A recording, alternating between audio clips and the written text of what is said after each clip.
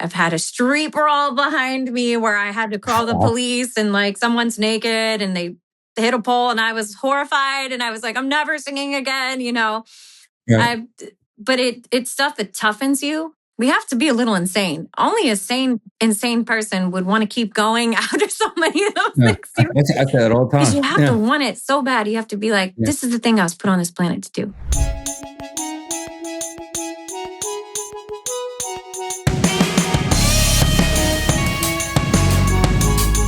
Today on Love's Music, I speak with Louissa. Louissa is a brilliant recording artist who has opened for Timbaland, opened for Mario, and has worked with a bunch of other artists, some of which are Grammy nominated. We talk about wrestling with self-doubt, her creative process, and the scariest time in her life, where for a moment she lost her voice. If you like what you've been hearing on Love's Music, make sure you like, subscribe, and send me your feedback. And if you really dig it, tell somebody who loves music. Up next, Louissa. Louissa, thank you so much for joining us today on Love Music. I just can't wait to have this conversation with you. Thank you so much. Thank you for having me. I am geeked, as you can tell. Yeah, well, one of the things that I love about this is people reach out and they want to come on the show. They want to talk about music for whatever reason. And you get a gamut of talent. You get people that are just starting out. And then once in a while, you get this like fully formed, seasoned gourmet musician that wants to come and have a conversation with you. I'm like, what's she doing on my show? And that is you. Your stuff is so good. I enjoyed what you did that was kind of cool is you put it on Apple Music as your set list. And I was like, oh, I'm just going to get the stuff that she performs for everybody, you know? So I got like the complete variety of everything, plus a couple new songs. Love Cycle, love the new song 999. The 6 songs on the set list. Here's what happened with your stuff, right? I listened to the first 2 songs that are kind of dancey and fun. But you're doing these like subtle operatic runs. And I'm like, I was like, I bet you can really sing. Like she's just toying with us right now. And then by the 3rd song, Bitter Truth, which is like Broadway belting out these huge melodies right into Clarity. And then you just smack them in the mouth with Money Moves. I'm like, this is a fully formed artist.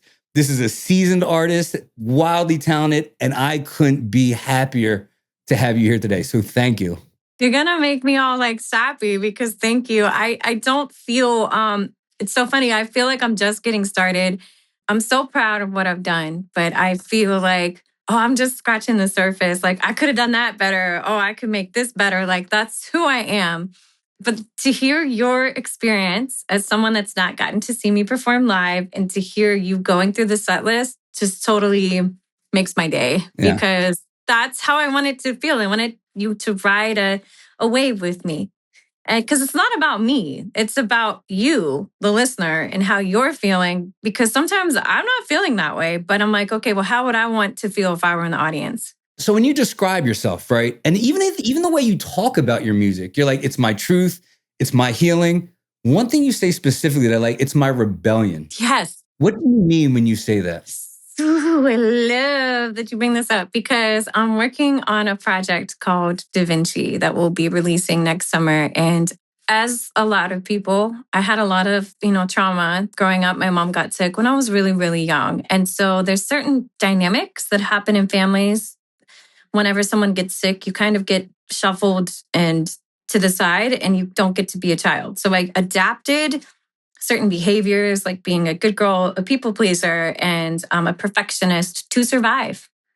So I felt like me being an artist was the way that I could just roll all of that away and not be incredibly put together and show up in places. Although sometimes people tell me they think I'm put together. I'm like, what? I don't know what I'm doing.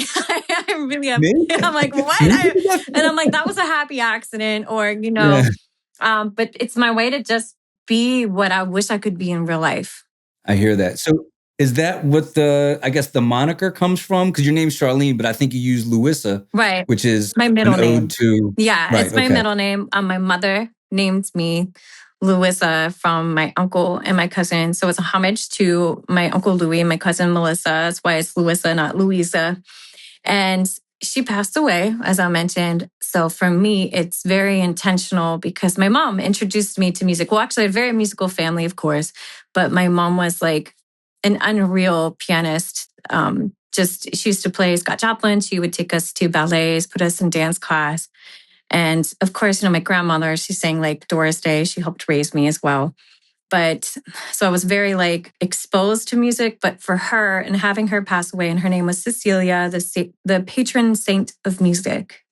And I named my daughter after her. So like for me, it's about intention, because I think if we lose that why, then we're like, why are we doing this? Like it's very hard to keep going when you keep getting L's.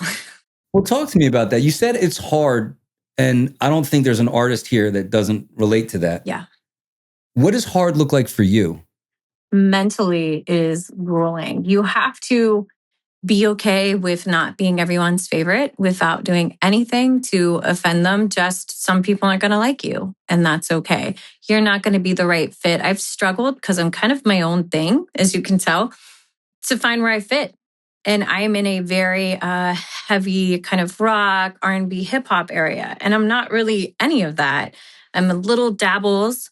So sometimes it can mess with me because I've felt like I don't fit anywhere. Like where is my group? And I've had so many, in music, people stealing from you, people promising you things and not upholding contracts, waiting on checks, and then it like thinking, oh, maybe I just didn't deserve it. Like it's dumb, but it's really what happens. You start to get in these mental things and take stuff personal that maybe isn't personal. And another reason I chose Louissa, so I didn't kind of meld the worlds. You know what I mean? Wow. So I'm gonna read you a quote because I think it applies here. It's the effort paradox, and I say that because when you listen to your music and you look at your socials, it looks effortless to you. Like comes so easy. You seem so comfortable on stage, right? But a lot of work goes into that. Let me read you this quote. It's called the effort paradox. The more effortless something looks, the more effort was put in to look that way. Whether you're an athlete, artist, entrepreneur, a blend of all three. It's the work you do in the dark, the empty gyms, early mornings, and unseen reps that allows you to shine in the light. As the saying goes, you earn your trophies at practice, you just pick them up at competition. Right? I love that. What are the things, absolutely, what are the things you do behind closed doors when everybody's not watching you that make you look like such a consummate professional? I've done a lot of vocal lessons. So it was funny when you hinted at the operatic. I haven't sang opera, but I've trained with 2 teachers that studied opera. So I do think that affects how you sing. When I have a show coming, especially like the Timbaland show, first of all, my choreographer that I've had, Jay, she's awesome. Wait. Can we pick up that name you just dropped right there? You work with Timbaland? Did I say it there? Oh my gosh, I'm sorry. I got to. I just accidentally said the biggest hip hop producer ever. I guess that is kind of. It's so funny because everyone's been so like kind and welcoming to me that it's weird. This is something too that like as things you start to do different levels and you start to experience things, it does start to feel a little bit, normal. I mean, don't get me wrong, when they called me and they were like, we're considering for you to open for Timbaland. I was like driving in my car and I'd start to freak out and have a panic attack, then feel like I was going to throw up. And I'm like, what am I doing? I'm like, I'm not ready. Like, why did I say yes? And then I was like, but I've waited for this for so long. And then I start crying. And it was like, I was basically incredibly mentally unstable.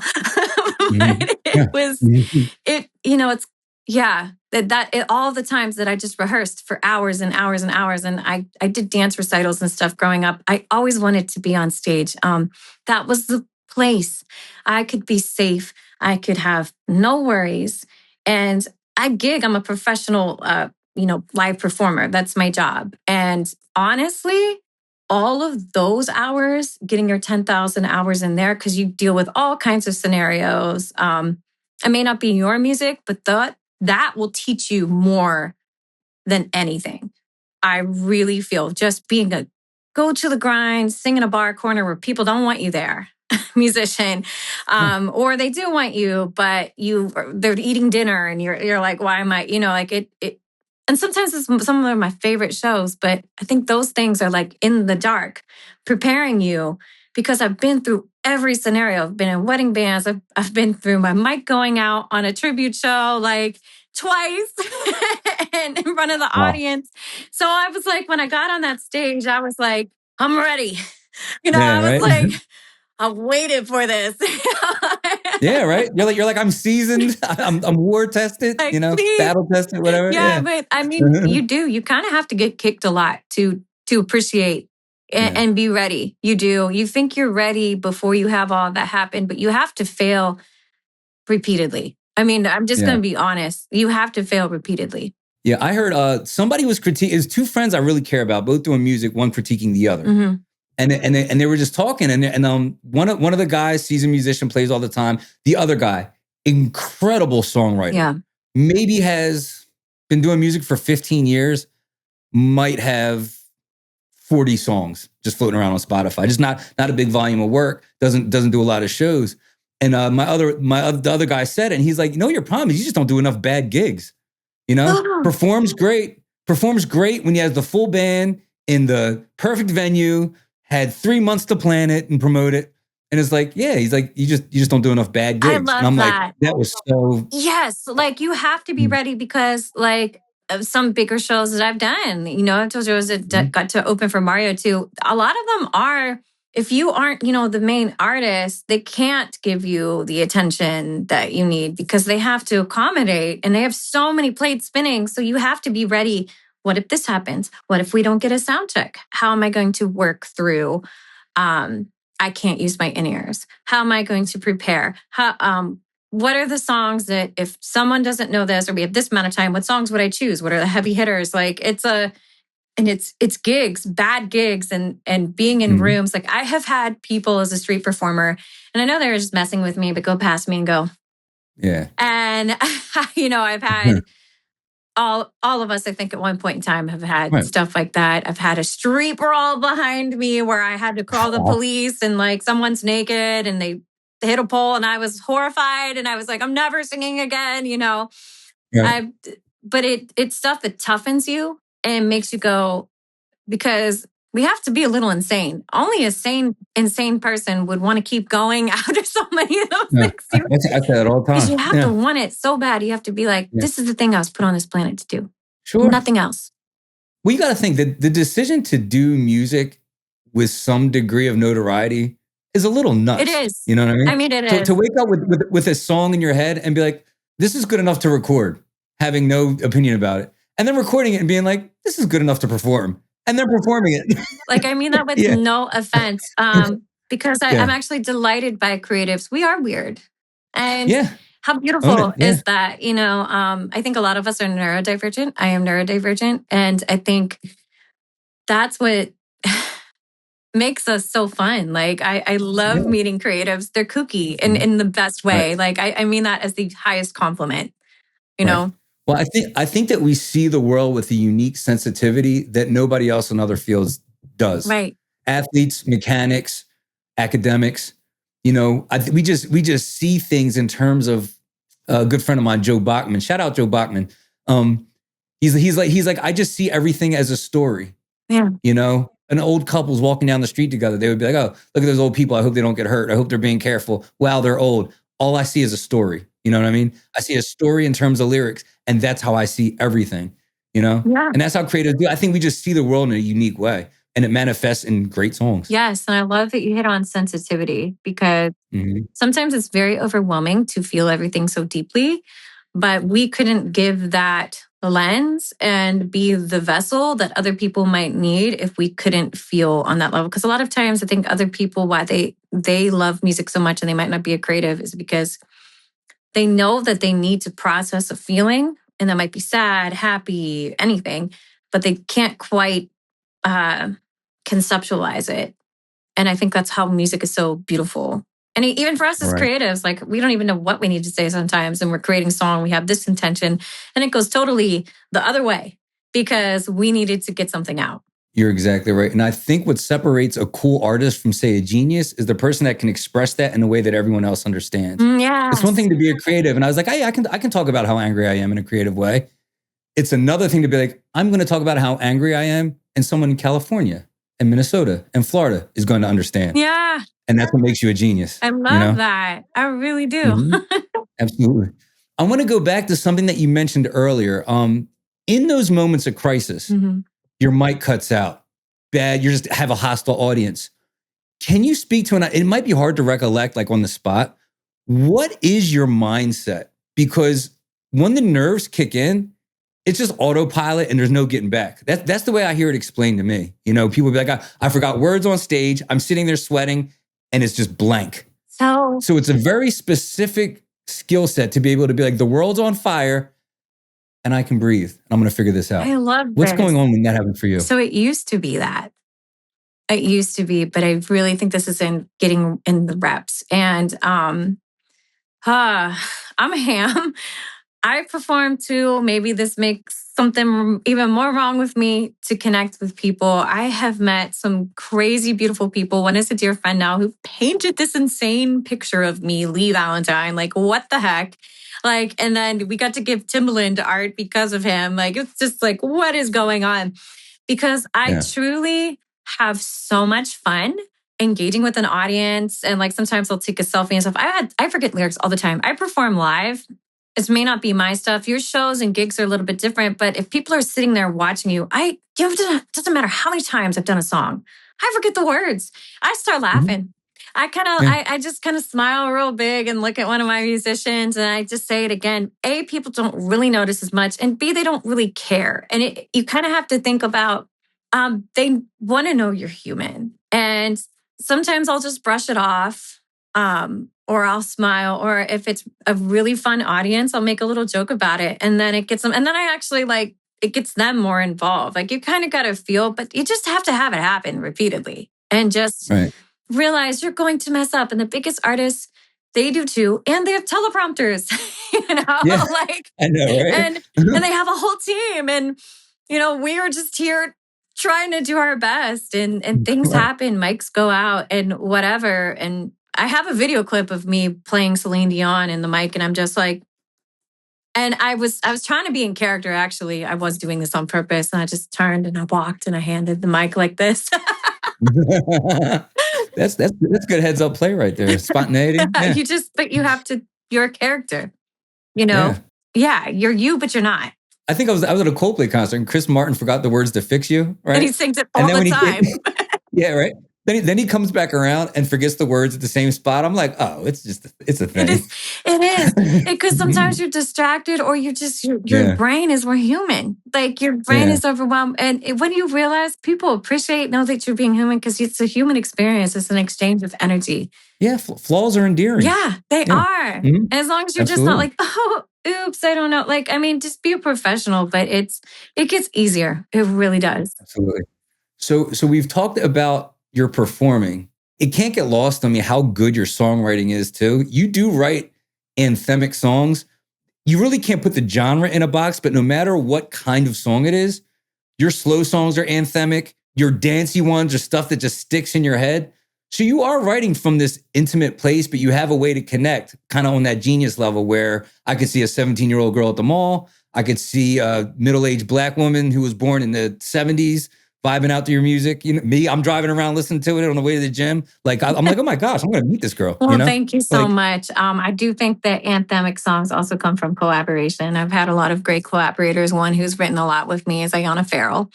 And I think that where one person falls off on a writing, another person can catch in. And I think that's also how, and I've mainly worked with female writers as well, but I kind of always wanted to have music like that. And good writers will come in and help you refine where you're at. And it's always been really fun, like I have so many stories about how so many of my songs were written. The one that you mentioned off camera was, I wrote that with the producer of the song, which was a male, Clarity. My sister, she was being like a proxy for me. And I think that one too, I appreciate you saying that, because I've always wanted to have anthems, and because I've told you, like, this is my safe space. Even if people be like, you're so confident. I'm like, oh, what? I'm like, what? No, I'm not. But I think music, energetically speaking, can be that. So I always I think of my daughter too. Think of her a lot. Aww. So okay, so those are the muses, because I'm going to ask you about process. But first, I want to know about kind of the things that inspire you. So obviously, family is a common theme, love is a common theme, or the loss of. Yeah. There's definitely a overtly female energy in your music. Yes. Yes. I could see like I could see both hands on the steering wheel. Yeah. Females have Louissa at full blast driving home from the breakup. Yeah. There's a female empowerment element to your music. I think what you do well is too, you're not afraid to go deep. Like you have a song like Bitter Truth or even Clarity, where it's like, I feel like I'm like eavesdropping on this woman. Like, this is such an intimate song. Like, this might not be for my ears. Like, and I love when an artist can get that.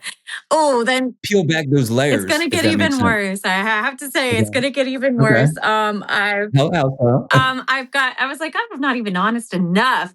But Bitter Truth, we wrote about me and Ayana Pharrell about a situation that we had, and I found this beat online, and I usually I wasn't trying not to do beats, but thankfully Hard Drive knows the producer. But I loved the instruments. It was so enchanting. I love enchanting stuff. And then I just all of a sudden I heard the melody and I heard part of the hook. And I think I started the first verse and we kind of rearranged it. And then she came in and she helped me on the hook. And she was like coming in with this hopey choke line and stuff. And we just refined it and built it together because we went through the experience together. But it was how do we say this without going to the person and I'll never ever even remotely tell you who it is or what, because it's also for you to have an experience for who is it, because who hasn't, who hasn't been. But sometimes it's as I said before, where I would not have the nerve to go up to the person and be like, oh my gosh, how dare you?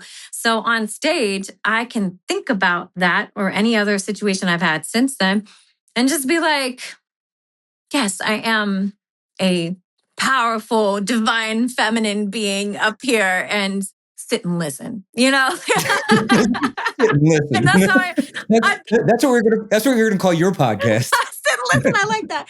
And I don't feel like that in real life, but it also helps, when you have a strong female energy writing with you as well. And we had a lot of fun, and that's one of my favorite ones. And then I went in with my vocal coach at the time, and I actually wanted to sing the song softer.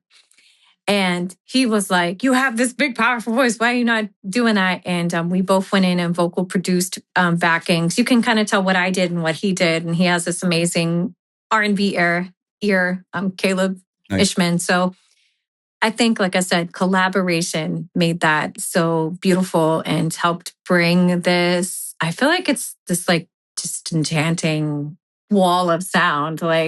Yeah, and there's a Broadway element to it too. Yeah. You know what I mean? I could see Cynthia Erivo singing it just as much as I can see.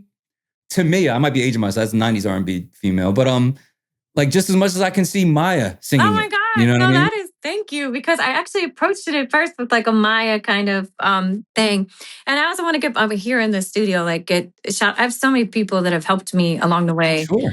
There's so many people, but my engineer helped me bring it to life, John Terrell of Soul Haven Studios. So I really want to say that as indie artists, if I'm speaking to them, really start to try and find people that you can collaborate with, because it also takes a lot of stress off of you. It's still your thing that comes from you, but people help you refine it. People help you. And I do, I make things by myself and I post them all the time in my bedroom and stuff. But when I want to have a big thing, the most amazing records are from collaboration and, just. Agreed. Yeah. Mm-hmm. Yeah.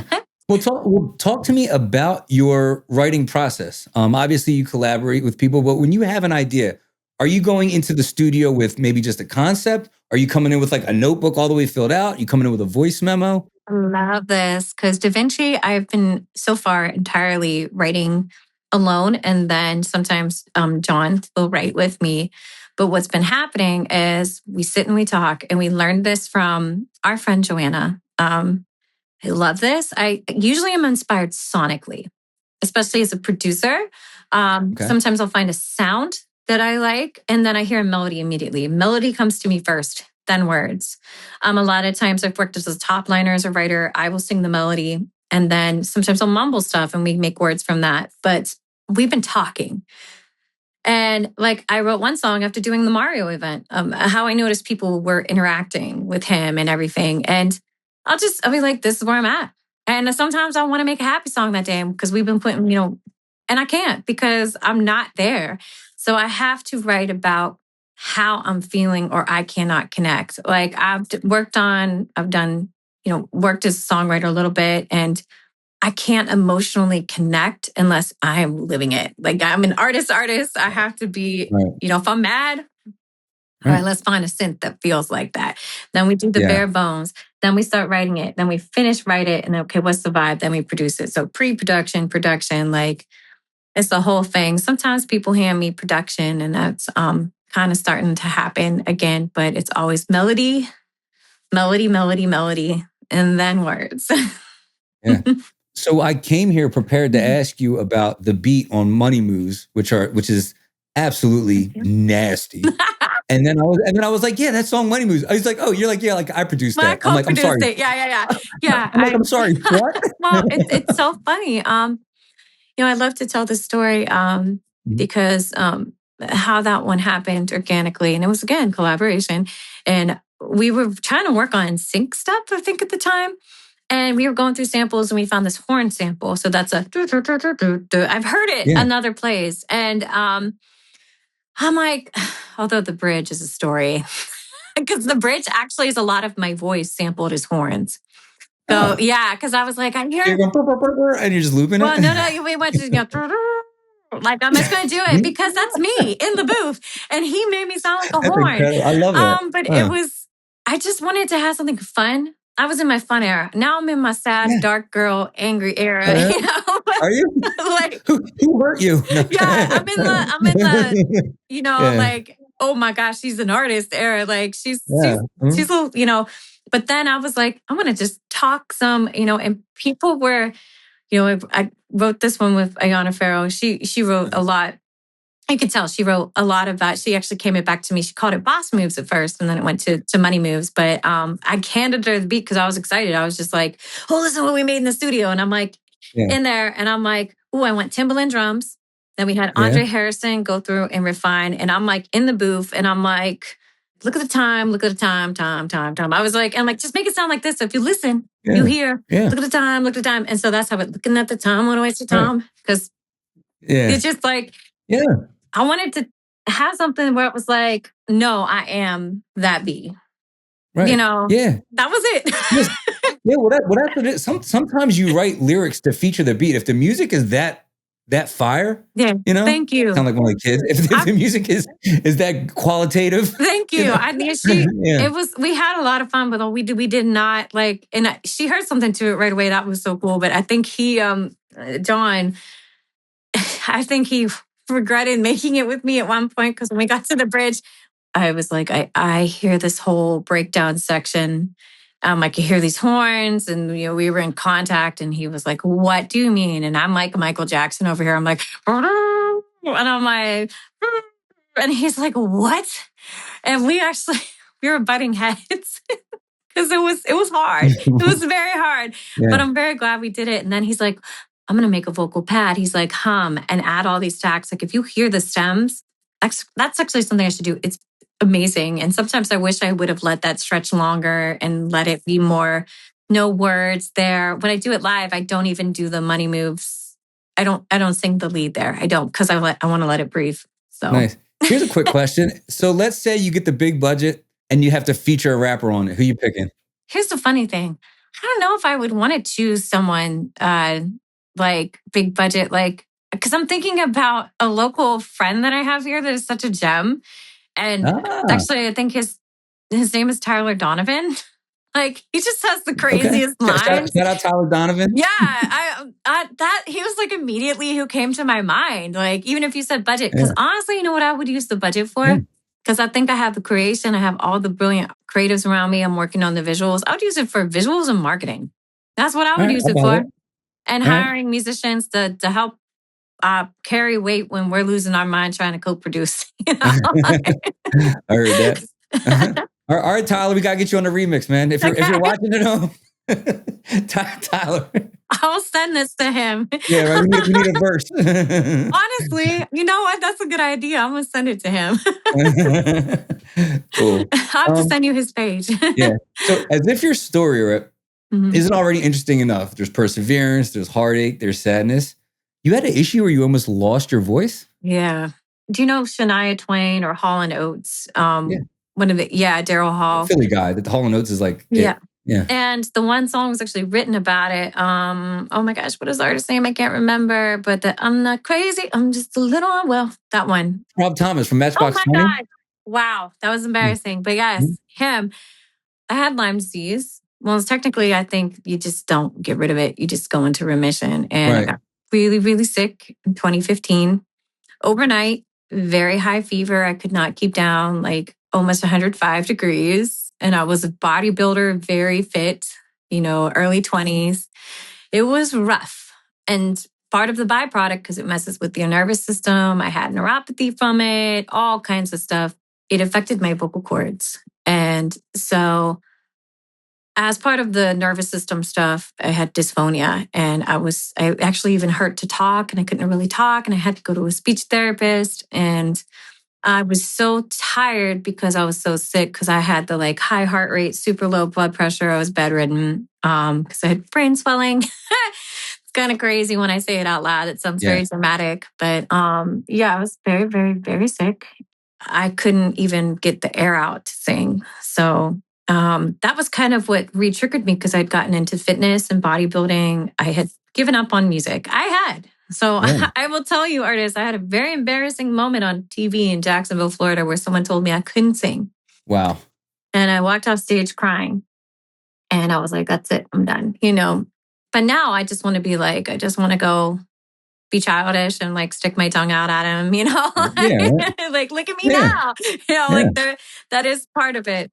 But I think in your 30s, you start to not care. You're just like, no, I'm not going to accept that anymore. Right. So it was very traumatic and it kind of knocked some sense into me, I guess you would say, as I finally start to be able to sing again and talk again, even. I don't take it for granted now. What was the climb back like? Like, can you take me to the moment you decided, I'm going to do this again?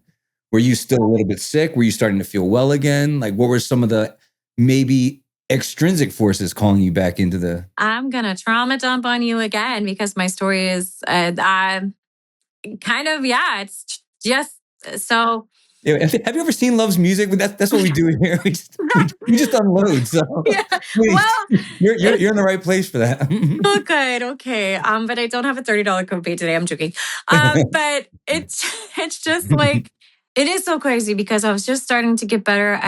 Thank you if you've ever donated plasma. I had a round of IVIG from the neurologist recommendation. I do think that did something to my immune system and it reset my body. That finally I started climbing out of the bedridden phase, also with treating with the doctor in DC. So I started climbing out of that and I'm finally starting to be able to drive a car again, read a book. Like I was sick. Wow. Sick. I can imagine. And when you think you'll never, and I couldn't even tolerate riding in a car without almost passing out. After you've been that sick and had so much taken from you, you do not take it for granted. If you get it back, you were like, oh my gosh. Like the first time I rode in the car and saw the mountains again, I sobbed, So wow.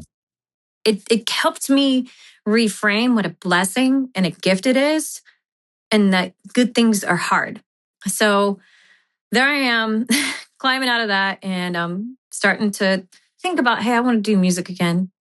Then my dad gets sick with AML. So my second parent gets cancer, leukemia.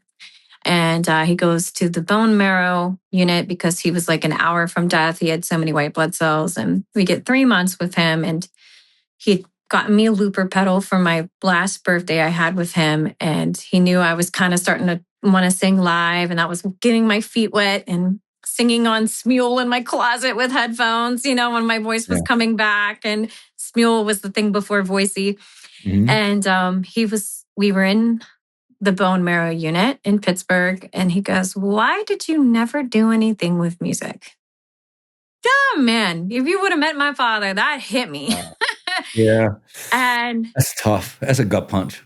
It was a gut punch. And but when I was, young, he got me some equipment for my 15th birthday and stuff because I cut my first professional record at 15. And he, but I was very smart. And he was like, you're going to go use your brain. And all I could think about was music. Right. And I think that, and knowing that he was dying, and then, after he did pass, it was just, I have to. You can't not. Yeah, how can I not? I mean, my last present from him was something for music. Music was so important to my family. He would send me little USBs in the mail with his favorite music on it. And that's how we bonded. I would just get a letter in the mail and he's like, plug this in, babe. He called me babe and listen to these songs. Mm-hmm. Right. And he had like Alicia Cara and he's like, she reminds me of you. I love that. I heard it here and I was like, this is the best song I ever heard. Yeah.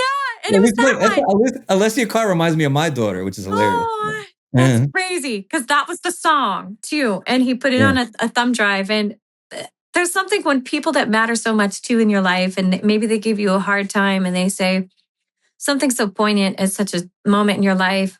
I mean, I also think that that's higher power speaking through them. You need to do your divine purpose. And it's going to be hard, of course. Yeah. Yeah. I mean, you kind of don't have a choice now. It's like you have to go all in and leave no gas in the tank for no other reason than to just avoid regret. Yes. Because you're so good. And now you have, like you said, these outside forces like almost like elevating you as well. So you have to go all in. Like, you don't know, like you could quit. Ever see like the analogy of the guy digging and he quits digging and the diamond is only like a foot left, Yeah. Like you don't know how close you're going to be. Imagine sitting here, we run into each other 15, 20 years from now, you and I, right? Oh my gosh, Louissa, Julian from Loves Music. And I'm like, oh, what happened with music? And you're like, yeah, I just got a little tired one day. I'd be like, tired? You got tired? What is wrong with you? Yeah. No, I have my phone screen is something my daughter wrote. It's not even a picture. It's a picture of a writing a speech she gave 2 years ago in school. And she didn't even she talked about me performing at like weddings and stuff and how I shared special days with people. It's going to make me teary eyed. Oh my gosh, I gotta, and saying like how much joy that it brought to people. And I will say like, yeah, and I do. I mean, you can ask any of my collaborators, because we know each other well, we're friends, and you get to this point. I mean, I really ride the highs and the lows. And sometimes I'm like, oh my gosh, I've worked so hard. Or yet again, I got screwed over in some way, because you're going to meet all kinds of people and they're going to want to take advantage of you. And not you meet great people that do great things at the same time, but there's balance. So I have times, where I'm just like, that's it. I quit. I'm done. And then they're like, no, you're not. And now what gets thrown in my face, even though I had been the VIP lounge performer for Carrie Hilson and Tank. And, thanks to my friend BJ for that. Like, that was really cool. But it was like, you opened for Timbaland, B. I don't want to hear it. And you opened for Mario. I don't want to hear it. Like, you have nothing. Like, I'm just going to put these pictures anytime you say you're having a bad day. And sometimes you do need that. You need the centering, because it's like you as a child or 3 years ago would be like, what? And I'm like, yeah, you're right. But you got to go. Perspective. Yeah. But it's even the big artists. I mean, watch their interviews. They're not always up. But what do you have to write about if you're always up? Exactly. I mean, you're in the middle of your Rocky cutscene. That's what I always call it. Exactly. You know the vignette when he's running and it's hard and he's in the snow and he's hitting the meat and everything. You're like, that's your cutscene. And then when you make it, you're going to have this video of all these things that you've been through too. Yes. So. Yes. Exactly. Absolutely. Oh man. Yeah, where do we even go from here? I don't know. I'm sorry. I talk a lot. No, it's great. Are you an emotional wreck too? Like when you're writing or just listening to music, can you get to those deep emotional places? Or are you a little bit jaded because you write music, so you're around it all the time? I've definitely been jaded about music in general, but recently, especially, I was sharing with you, I have a friend that passed away, and we had a session booked for the day because we're doing these writing chunks to get on a timeline. And I just didn't know what I was feeling. And so I started this song called Magenta because I love the Golden Girls. And there's one line in the show where she said, I'm feeling like, there's all these feelings tumbling around. It's magenta. And I was like, that's where I'm at. Like, that's what I'm feeling. And I was bawling like crazy. And a lot of these sessions for Da Vinci, especially, have been wrecking. And when I wrote the song coming out in January, Down, that was the fastest, easiest song I ever did Love that. because and it's literally, and I want all musicians to hear this, it's literally this is how I feel a lot. It's life keeps spinning me round and round, right down again. Like you go up and down, up and down, up and down, and you think that you're getting ahead and then you're plummet again. And I feel like that a lot. And I could do it so easily because it was the truth. Mm. And I didn't want it to be super theatrical singing. I didn't want it to be super rehearsed. I wanted to be like, I'm sitting here talking to you. And I was just telling you, this is how I'm feeling. This is what it feels like right now. Like, is what it is. Right. Yeah, some of those songs just pour out of you, right? Yeah. Like, ever have? I mean, it might have happened to me out of 60 songs, maybe like 4 or 5. I like sat down and like it was written. You know what I mean? Like it just happened. Like songs just happen sometimes, you know? Whenever you are not blocking your truth, I think that's when it happens. Because I think sometimes we're ashamed of how we're feeling. We're ashamed of what we need to say. We're ashamed of how we are. I think sometimes, especially feeling so deeply. And that's something I'm working on, not being ashamed that I struggle with depression, not being ashamed that sometimes I am a sad and angry all the time lately. Like not that I'm not happy, but if I don't get that out, I'm not going to be able to do the other stuff. And if you don't let those pouring moments come, the other stuff will be blocked. Absolutely. Well, plus it's healthy to live life in seasons, right? Nobody wants to party every day, you know? No. It's like you're supposed to have these periods of sowing and reaping. You're supposed to have these like stressful, hard periods so then you can have this like bountiful harvest briefly, you know, and then you go back to grinding, you know? There's a quote about that. Yeah. Do you know that one? Only the one from the 60s song, where every scene there's a turn. For every season there's a turn.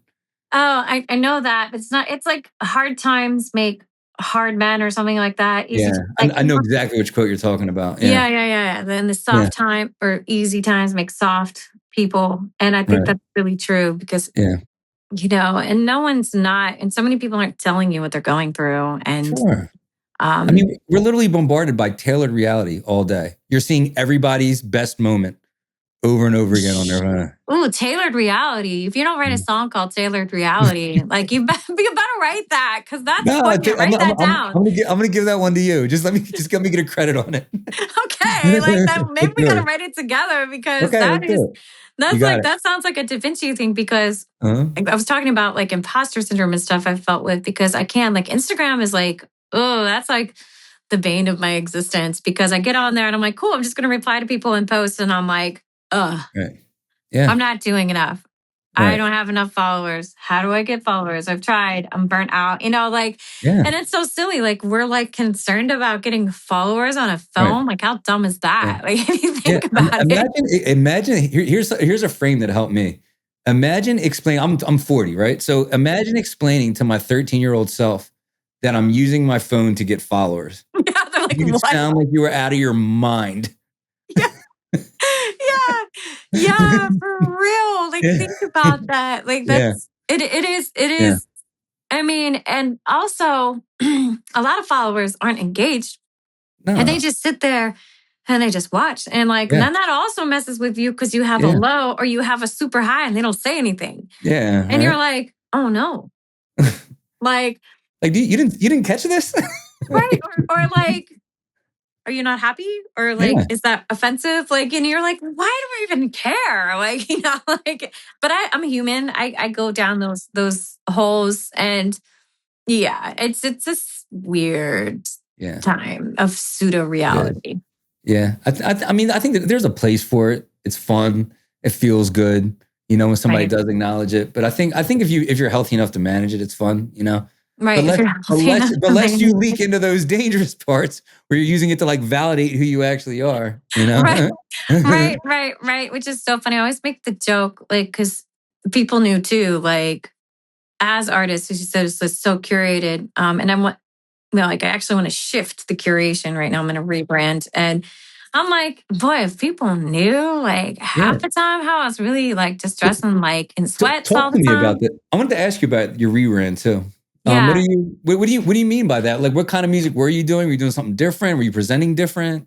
I'm presenting differently and musically a little bit. I'm getting more What's the difference in how alternative. you present it before and then now? So I had a lot of like colors and dark, and I want to have more light and more Okay, neutrals, nice. contrasting with like industrial. I have a really awesome A&R through hard drive. Hard drives really helped me immensely. Love them there, and he's helping me refine my message, so my brand story and how I present, because I did think it got confusing. I was doing some skits for a bit because people say I'm funny, but I think I'm going to save that for like TikTok and Yeah, such. But you're funny. I, That tracks. Like I laughed a bunch of times so far. oh, but thank you. I don't know. Like, I think really think it's just trauma for I real. didn't mean to like ruin your train of thought. I'm No, sorry. no, no, no. It's okay. I do believe that it's just like trauma, like you, instead of like saying how you really feel, you're just like, oh, let's make a joke, Yeah, that's what comedy is. Yeah, it is. Which, yeah, a total dream of mine is to be on like SNL. Like, I love Ariana because she does Yeah, all that. She's it hilarious does. to me. Yeah, it just kind of, and also being more high fashion in that respect, but being a little bit less put together in certain moments. Maybe the high fashion with the wild hair, Okay, and more light and industrial meets kind of nature, if that makes any okay, sense. So raw versus polished. nice. And with my music, getting more into themes, my life, mental health, a little bit more struggle versus light versus dark versus anthem. I think like having that juxtaposition. Okay, so as a package, right? I'm clicking onto this for the first time or second time, and I'm just getting acquainted with you. What are some of the messages you'd like me to take away from this new aesthetic? Etherealness, definitely. That is a thing. Power. Okay, I want people to feel, but also vulnerability. Like I said, a lot of oxymorons, yeah, but that is yeah, me as an yeah. artist. Like sad versus I am it, Yeah. like that is it. And I had a awesome meeting with someone from Hard Drive where it was like we were trying to figure out what it is I need to say. I was like, why am I struggling so much with this? And they're like, because you're trying to be one or the other and you're not. Right. Yeah. It has to be anomalies. Okay.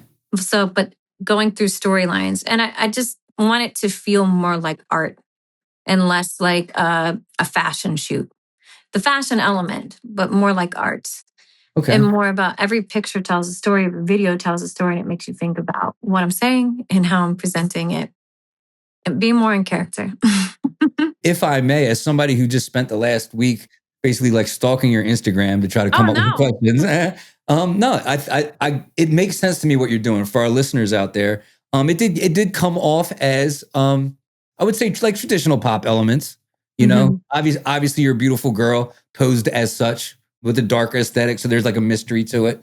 You know, I feel like I gained more in a 30-minute conversation with you now that was more authentic and genuine than looking at maybe 150 pictures. Which is what I want to shift and do it a lot through interviews like this. So thank you Right. so much. Interviews like this, also like behind the scene clips with voiceovers. I have so much footage to do that with. And so storytelling in that way. And also a lot of visuals from my music, the reels. And I'm shooting something next week and I'm so excited. Oh my gosh, there's this amazing local videographer and he thinks like me. Yeah. And we were coming up with these and partly with my A&R, weird things that tell the story of the song. And I will give a little peek. It's Okay. changes. So on Okay. my EP, The Vault, Okay. it is through that because I wanted that to end the project. I wasn't even going to release that because I Yeah. wanted it to be about how I am literally morphing. I like And that I project want a you lot. to know who I am when you talk to me. And I want to be so unafraid to show up in every element of what makes me an artist. And I think before, in a way, and I was blurring the lines with gigging, when you're a gigging artist and you're holding an artist page, like I'd I would get this sense of panic because I work at a 5-star lounge that like, oh no, if I post this, are they going to like be offended and fire me? You know what I mean? Like, and then, so now I'm like thinking I might make I have a separate page and maybe morphing it there because, I need to have no limits to creation. I want you to know me and I know yourself even. Does that make sense? Like, like, right. yeah. Yeah. Like who are you without the guardrails of society? Without the outside and the extrinsic influences telling you who you're supposed to be. Who are you if you just wake up and be like, this is who I am? And that's what I think and just artistry stayed there, is. kept that same headspace throughout the day. This is who I am. That's what artistry is. It is getting right back to who we were when we were a child. Right. And that's what I found out. And I had a fear of posting for a bit and then just a burnout, an entire burnout. So instead of forcing myself through it, I decided to kind of pause and think a little bit and just be like, it's okay for me to pause right now because if I'm just posting with no intention at the moment. Right. Just volume. Yeah. Like this is my business card. So at least if it inspires me at the moment, but let me do a little bit of inner work. Let me do a little bit of behind the scenes work. Like you said, the behind the scenes. And then I'll really pick back up because right now I'm like, I found myself feeling like, oh, I have to fit this box. Or what if they see this and then they're not going to hire me again because they think because I swear like a sailor. I do. I'm, and I want to be professional, but I also want to be myself. Well, it's a good self. Yeah, thank you. I'm not so sure, but thank you. So what does success look like for you in the long term and short term, right? The year's about to end, spring's about to start. In that window of time, what would make you very happy? What would make you be able to look back and be like, hey, those 4 months? So really delving heavy into my work from Hard Drive with Mickey and Anthony. Oh gosh. Mm-hmm. Sorry, Mickey. But I told you I went through a depressive phase actually after opening for Timbaland and Mario. Yeah. I couldn't tell you why. It was just, but I could tell you why. Mm-hmm. Needing people. I live far from the limited family I do have left. And I don't get to see them very much. And there's just a difference with people that just love you for just existing. And not on a stage and not performing. So, but you had mentioned earlier, and I want to say this to like artists for like not giving up. Sometimes it's not even about the music. It's just you need people. You need to live and you need love, and then you can get back to it. Yeah, it's probably not the music. It's probably something else. Right. I'm sorry, that was on my spirit to speak. Yeah. I don't even remember what you asked me because I have ADHD. Well, first I said, what does success look like for you in the short time? And you answered it very succinctly. And then what would success look like for you in say like 3 years? If you and I were to run into each other in 2028, what would be the ideal story you would want to tell me? I have my own shows. I've toured the world. I've played Lollapalooza. And I had a fan speak to me at a concert. She said, I'm going to see you play Coachella and Lollapalooza. And she just met her. It was weird. And she was like, I know it. And I was like, wow, you're right. Yeah, I'm taking this. And I've always had Lollapalooza in my mind. So I have done that. But because I will have curated a room with people that have exchanged energy with lyrics they feel to their freaking core. Love it. And with music that helps them heal, because there's nothing, as someone that gets to perform, there's nothing as amazing as that feeling when people are feeling the music that you're performing, whether it's your own or someone else's. Of course, I want it to be my own. So I want it to be my own music. And I'm living comfortably off of that music, So I'm getting paid for my performances. I am doing brand deals. And shoot, I don't think it's far off to have an actual Grammy nomination, but I've never really kind of made that my wheel marker. It's been so much for me about curating the community of people who need to hear what I have to say, that also feel like they need this in their life, that they have feel unseen, unheard, or they've struggled, or they had a lot of things in their life that felt like extra burdens. Like I want this to be for them. And we are on a tour and we are shouting those songs together. Love it. Like that is how amazing, Yeah. Is there anything you want the people to know that we haven't talked about yet? I'm gonna have to think about that. we can always save it for part two, because I hope you'll come back to Love's Music and have another Yeah. Oh my conversation gosh. with Let's book it now. Yeah, let's do a me. part two. Awesome. I'm not, because I think I've said quite a bit. Yes, you did. Now. Well, it was great though. I mean, I didn't ask half of this stuff I wanted to ask because Sorry. you're no, this was an incredible conversation. I want to thank you from the bottom of my heart. I know how busy you are, so just being here meant the world to me. Like I said, I'm a fan. I'm halfway into this album. I was like, oh my God, I get to meet her in a couple days, you know? So Thank you. Thank you. Thank you for reaching out. I thank the universe for connecting us. I'm so excited. And I know a ton of artists. So let's do it. yeah, thank Okay. you. Well, thank you. Thank you so much. You're welcome. Well, the rest of you, thank you so much for tuning into Love Music. You can always check us out Thursday morning. We put up a fresh episode every Thursday at 7 a.m. Eastern. Like us, subscribe, send your comments, give me your feedback. And if you really enjoy what you saw here today and you want to connect with Louissa, give us the handle. Where do we get a hold of you? So on all platforms, and I also have a website. It is Louissa Mood, which is LOUISSAMOOD, like Lou. It's a mood. It's a play on words. Love it. Louissa Mood, you heard it here first. Make sure you check her out. Make sure you check me out. And if you like it, tell somebody who loves music. See you next time.